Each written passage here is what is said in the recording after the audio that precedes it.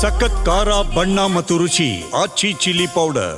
ಅಬಕಾರಿ ಸಚಿವರ ವಿರುದ್ಧ ಲಕ್ಷ್ಮೀನಾರಾಯಣ್ ಎಂಬುವರು ದೂರನ್ನ ಸಲ್ಲಿಸಿದ್ದಾರೆ. ದೂರು ನೀಡಲು ಆಗಮಿಸಿದ್ರು ಲಕ್ಷ್ಮೀನಾರಾಯಣ್ ಎಂಬುವರು ಕಳೆದ ಶನಿವಾರ ಟ್ರ್ಯಾಪ್ ಆಗಿದ್ದ ಅಬಕಾರಿ ಅಧಿಕಾರಿಗಳು. ಅಬಕಾರಿ ಸಚಿವರ ವಿರುದ್ಧ ಲಕ್ಷ್ಮೀನಾರಾಯಣ್ ಎಂಬುವರು ದೂರನ್ನ ಸಲ್ಲಿಸಿದ್ದಾರೆ. ದೂರು ನೀಡಲು ಲಕ್ಷ್ಮೀನಾರಾಯಣ್ ಎಂಬ ವ್ಯಕ್ತಿಯಲ್ಲಿಗೆ ಆಗಮಿಸಿದ್ರು. ಕಳೆದ ಶನಿವಾರವಷ್ಟೇ ಅಬಕಾರಿ ಅಧಿಕಾರಿಗಳು ಈಗಾಗಲೇ ಟ್ರ್ಯಾಪ್ ಆಗಿದ್ರು. ಲೋಕಾಯುಕ್ತ ಪೊಲೀಸರಿಂದ ಟ್ರ್ಯಾಪ್ ಆಗಿದ್ರು ಅಧಿಕಾರಿಗಳು. ಅಬಕಾರಿ ಇಲಾಖೆಯ ಡಿಸಿ, ಎಸ್ಪಿ, ಕಾನ್ಸ್ಟೇಬಲ್ ಮೂವರು ಕೂಡ ಟ್ರ್ಯಾಪ್ ಆಗಿದ್ರು. ಲಕ್ಷ್ಮೀನಾರಾಯಣ್ ದೂರಿನ ಮೇರೆಗೆ ಟ್ರ್ಯಾಪ್ ಅನ್ನ ಮಾಡಲಾಗಿತ್ತು. ಲಂಚದ ಹಣದಲ್ಲಿ ಸಚಿವರ ಪಾತ್ರದ ಬಗ್ಗೆ ಈಗಾಗಲೇ ಆರೋಪವನ್ನ ಮಾಡಲಾಗಿದೆ. ಸಚಿವರ ಪಾತ್ರ ಇದೆ ಅಂತ ಹೇಳಿ ಆರೋಪವನ್ನ ಮಾಡಿದ್ದಾರೆ ದೂರುದಾರ. ಸದ್ಯ ದಾಖಲೆಗಳ ಜೊತೆ ಲೋಕಾಯುಕ್ತ ಕಚೇರಿಗೆ ಭೇಟಿಯನ್ನ ನೀಡಿದ್ದಾರೆ ಲಕ್ಷ್ಮೀನಾರಾಯಣ್ ರವರು. ಇನ್ನು ಇದೇ ವಿಚಾರಕ್ಕೆ ಸಂಬಂಧಪಟ್ಟಂತೆ ಈಗಾಗಲೇ ಸಾಕಷ್ಟು ಆಕ್ರೋಶಗಳು ಕೂಡ ವ್ಯಕ್ತವಾಗಿತ್ತು. ಅಂದ್ರೆ ಸಿಎಂ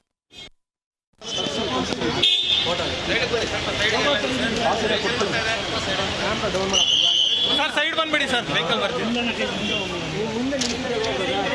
ನೋಡಿ ಸರ್, ಈ ಕಡೆ ಗೊತ್ತಾಯಿದೆ ಡಿ.ಸಿ, ಸೂಪರ್ಟೆಂಟು, ಕಾನ್ಸ್ಟೇಬಲ್ ಎಲ್ಲ ಅರೆಸ್ಟ್ ಆಗಿ ಜೈಲಿಗೆ ಹೋಗಿದ್ದಾರೆ. ನಾವು ಟ್ರಾಪ್ ಆಗಿದ್ದ ದಿವಸ ಅಲ್ಲಿ ಸೂಪರ್ಟೆಂಟ್ ಇದಕ್ಕೆ ಮಾತಾಡಿದಾಗ ಡಿ.ಸಿ ಅವರು ಮಾತಾಡಿದ ವಿಷಯ ನೀವು ಕಂಪ್ಲೇಂಟ್ ಕೊಟ್ಟಿದ್ದೀರಿ. ಮೊನ್ನೆ ಮಂತ್ರಿಗಳು ಮೊನ್ನೆ ನಾನು ಮೀಡಿಯಾದಲ್ಲೆಲ್ಲ ನೋಡಿದೆ,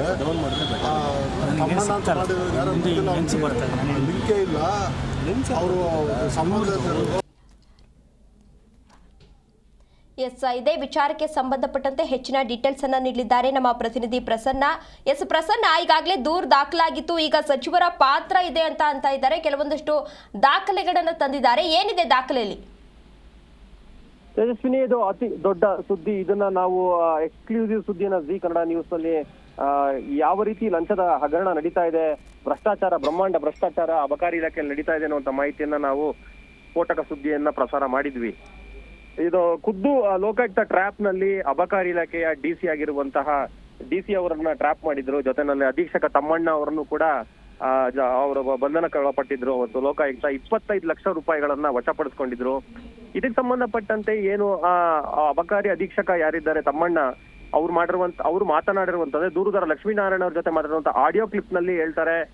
ಇದಕ್ಕೆ ಯಾರ್ಯಾರಿಗೆ ಎಷ್ಟೆಷ್ಟು ಕಮಿಷನ್ ಕೊಡಬೇಕು ಎನ್ನುವಂತ ವಿಚಾರವನ್ನ ಹೇಳ್ತಾರೆ. ಅಂದ್ರೆ ಎಷ್ಟು ಲಂಚವನ್ನ 2 ಕೋಟಿಗಿಂತ ಅಧಿಕ ಲಂಚವನ್ನ ಡಿಮ್ಯಾಂಡ್ ಮಾಡೋದ್ರ ಜೊತೆನಲ್ಲಿ ಅಡ್ವಾನ್ಸ್ 25 ಲಕ್ಷನ ಕೇಳುವಂತದ್ದು, ಜೊತೆನಲ್ಲಿ ಇದರಲ್ಲಿ ಈ ದುಡ್ಡಿನಲ್ಲಿ ಯಾರ್ಯಾರಿಗೆ ಎಷ್ಟೆಷ್ಟು ಕಮಿಷನ್ ಹೋಗುತ್ತೆ ಅನ್ನುವಂತ ವಿಚಾರವನ್ನ ಅವರು ಆಡಿಯೋ ಕ್ಲಿಪ್ ನಲ್ಲಿ ಹೇಳಿರ್ತಾರೆ. ಇದಕ್ಕೆ ಸಂಬಂಧಪಟ್ಟಂತೆ ಈ ಆಡಿಯೋ ಕ್ಲಿಪ್ ಸಮೇತವಾಗಿ ಲೋಕಾಯುಕ್ತಕ್ಕೆ ಆ ದೂರನ್ನ ಕೊಟ್ಟಿರುವಂತದ್ದು. ಈಗ ಏನಂದ್ರೆ ಆರ್.ಬಿ. ತಿಮ್ಮಾಪುರ ಸಚಿವರಿಗೆ ಕಮಿಷನ್ ಅನ್ನ ಕೊಡಬೇಕು ಅಂತ ಅಧಿಕಾರಿಗಳೇ ಹೇಳ್ತಾರೆ ಹಿನ್ನೆಲೆಯಲ್ಲಿ ಇದರಲ್ಲಿ ಸಚಿವರ ಒಂದು ನೇರವಾಗಿ ಅವರು ಸಚಿವರು ಕೂಡ ಈ ಒಂದು ಭ್ರಷ್ಟಾಚಾರದಲ್ಲಿ ತೊಡಗಿರುವಂತಹ ಆರೋಪ ಬಂದಿರುವ ಹಿನ್ನೆಲೆಯಲ್ಲಿ ಈಗ ಕೂಡಲೇ ಅವ್ರ ಮೇಲೆ FIR ಅನ್ನು ದಾಖಲಿಸಿಕೊಂಡು, ಅಂದ್ರೆ ಆರ್.ಬಿ. ತಿಮ್ಮಾಪುರ ಅಬಕಾರಿ ಸಚಿವರ ವಿರುದ್ಧ FIR ಅನ್ನು ದಾಖಲಿಸಿಕೊಂಡು ಅವ್ರನ್ನ ವಶಕ್ಕೆ ಪಡಿಸ್ಕೊಂಡು ಅವ್ರನ್ನ ಲೋಕಾಯುಕ್ತ ಅವರು FIR ಅನ್ನು ದಾಖಲಿಸಿಕೊಂಡು ವಿಚಾರಣೆಯನ್ನು ನಡೆಸಬೇಕು ಎನ್ನುವಂತಹ ದೂರನ್ನ ಈಗ ಸಲ್ಲಿಕೆ ಮಾಡುವಂತ ಲೋಕಾಯುಕ್ತರಿಗೆ. ಯಾಕಂತಂದ್ರೆ ಸಹಜವಾಗಿ ಈ ತರದ ಒಂದು ಪ್ರಕರಣಗಳಲ್ಲಿ ಏನು ಆರೋಪಿತರು ಈಗ ಆಲ್ರೆಡಿ ಬಂಧನಕ್ಕೊಳಗಾಗಿದ್ದಾರೆ. ಅವರು 25 ಲಕ್ಷ ರೂಪಾಯಿ ದುಡ್ಡಿನ ಜೊತೆ ಬಂಧನಕ್ಕೊಳಗಾಗಿರುವಂತದ್ದು. ಅವರು ಹೇಳಿರುವಂತಹ ಒಂದು ಮಾಹಿತಿಯ ಆಧಾರದ ಮೇಲೆ ಈಗ ಕಂಪ್ಲೇಂಟ್ ಅನ್ನ ದೂರನ್ನ ಕೊಟ್ಟಿರುವ ದೂರದಾರರಾಗಿದ್ದ ಲಕ್ಷ್ಮೀನಾರಾಯಣ ದೂರನ್ನ ಕೊಟ್ಟಿರುವಂತದ್ದು.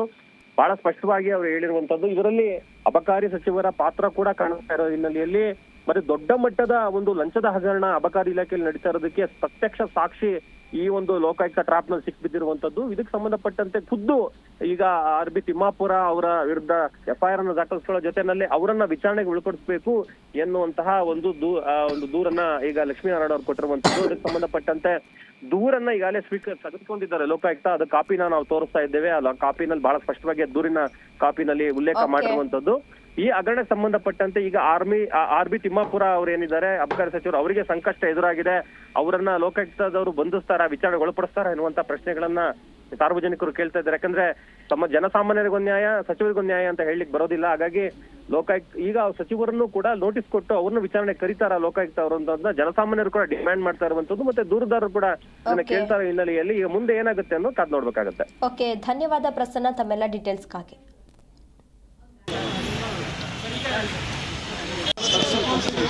ಫೋಟೋ